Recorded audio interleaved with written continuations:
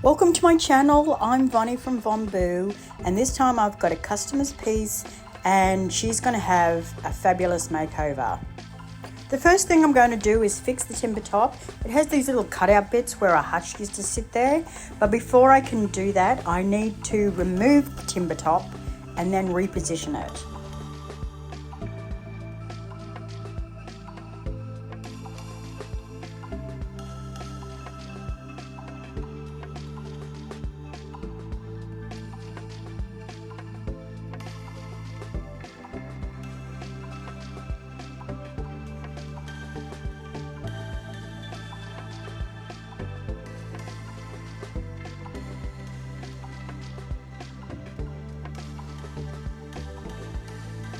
This tool is really handy to get a straight cut.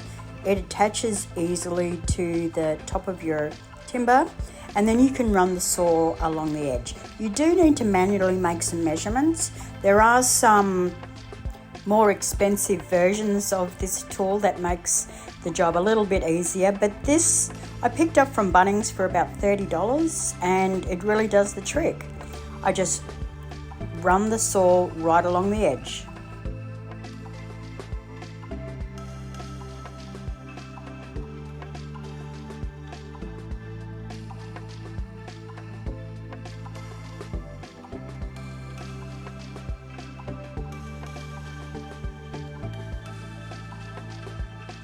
The next job is to putty up any large cracks or dents, and this piece of furniture is really solid timber, but there is some cracks in the side which happens over time from the timber swelling and shrinking.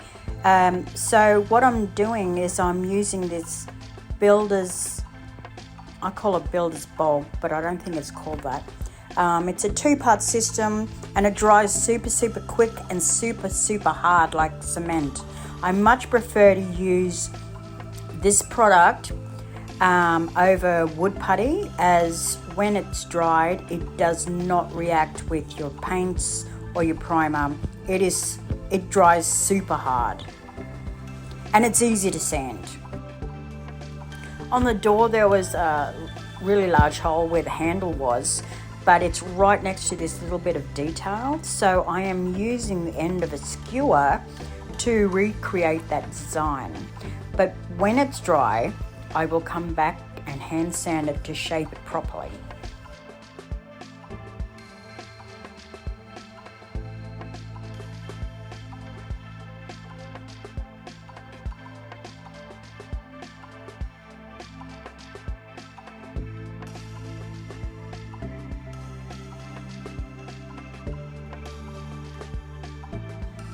Now I'm using my Festool ETS 150 to sand the varnish and stain off the top.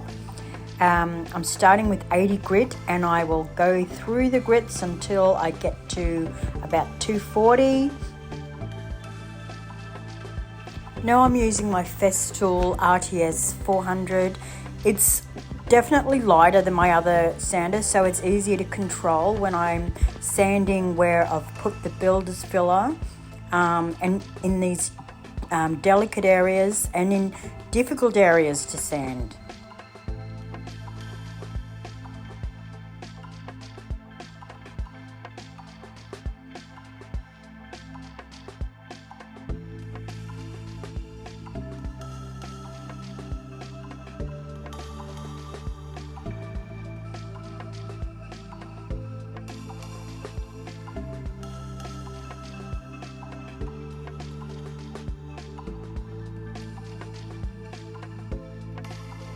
This is a great example of difficult areas where your circular orbital sander can't get into the corners. This little sander is just perfect for this. Now my customer doesn't actually want the inside of the drawers painted, but I'm just sanding off all the old stain and all getting rid of all the dirty marks just to give it a freshen up, and then I'll go over it with some liquid beeswax.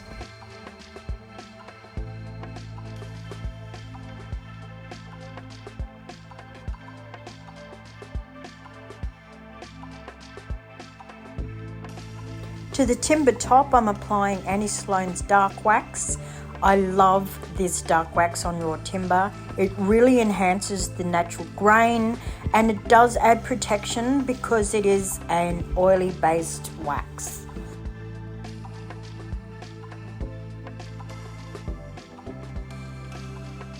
Time to give her a good wash over with some methylated spirits.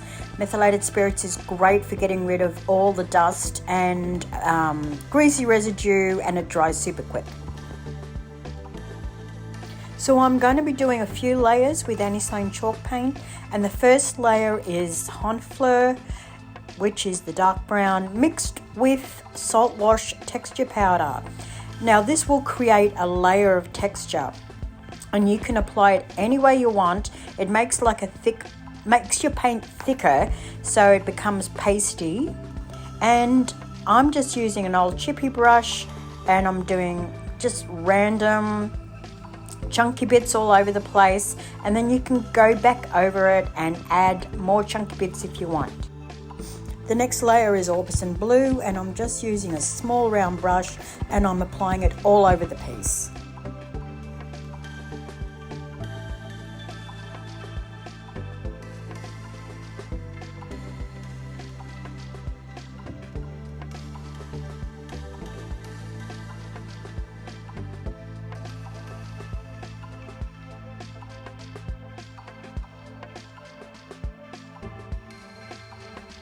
This next step I wasn't completely sure about, but I have seen Annie Sloan do this process where you apply clear wax all over, and I'm applying it all over the Orbison Blue. Then I'm going to do a wash of another colour. Now you're probably wondering, oh, you can't paint over clear wax.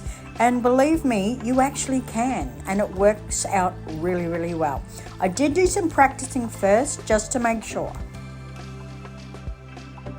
For the paint wash, I'm going to be using Annie's Svenska Blue, and I've diluted it probably 1 to 2 with water, and I'm applying it all over, in stages, all over the door front here. And then I'm immediately wiping it off because it was a really warm day and it was drying very quickly. So I'm wiping up most of it, but as you can see, it does get stuck in the detail, which is what I want. But the idea is to wipe it off as evenly as possible.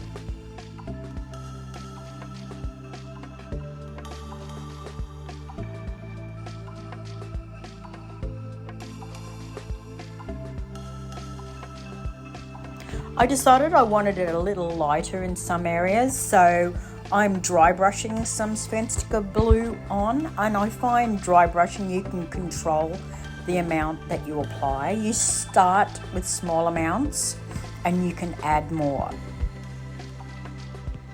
And to give the piece a little bit of dimension and a bit of an ombre effect, I'm dry brushing the Orbison Blue over the top of the wash.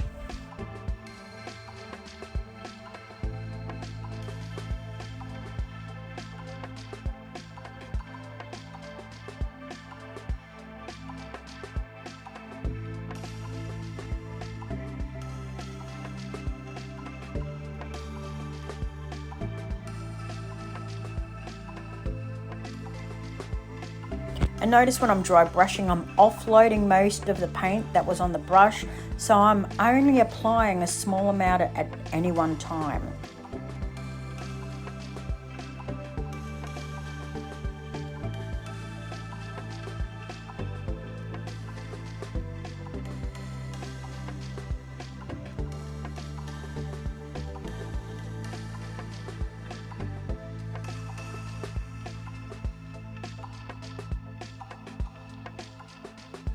Now I'm just randomly going over some of the texture with a bit of Orbison Blue on my brush.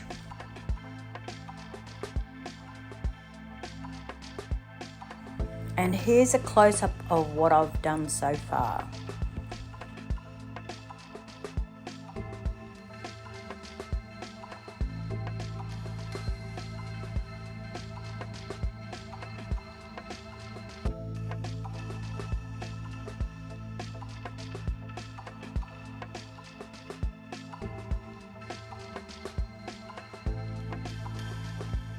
Now this is where the fun starts.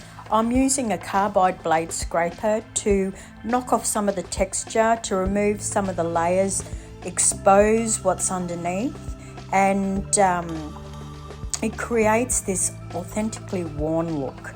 If you like your furniture sleek and smooth, you are obviously on the wrong channel, because this is the style of furniture I just love to do. I love to recreate these aged appearances.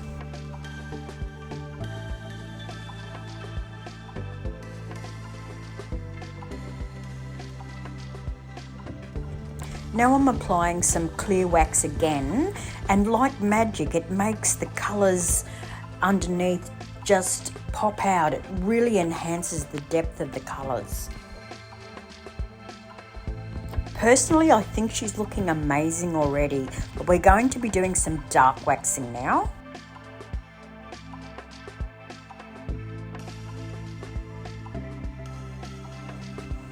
This is the same dark wax I used on the top, and with a brush I'm applying it into all the crevices, all the detail, and it might look a little bit messy now, but because I've clear waxed it, all the excess that I don't want will wipe off easily.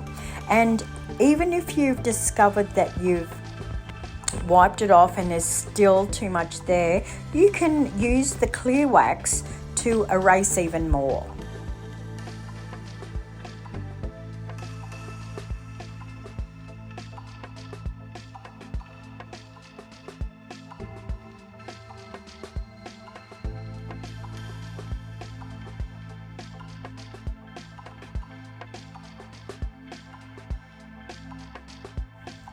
Now I'm applying the whole process to the sides.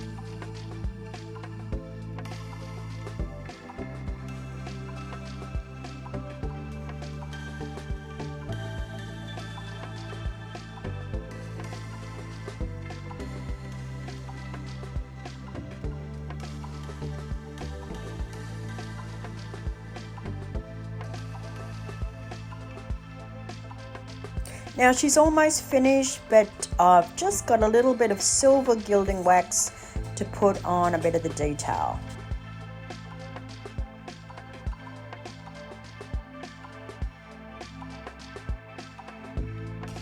Last thing to do was the new hardware, and she's finished, and I am so pleased. This was the first time I'd used this process. I do believe it's called wet waxing, and I have to say it turned out pretty good. I'm absolutely delighted, and so is my customer.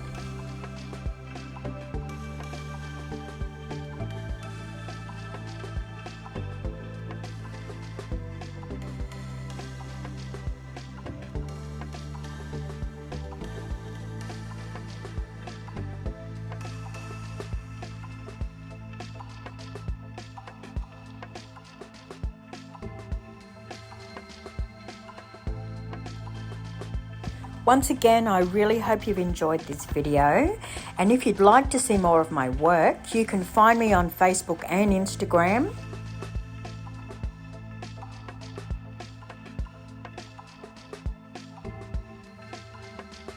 Please feel free to comment and ask questions, and I'd love you to like, share, and subscribe. Thank you for watching.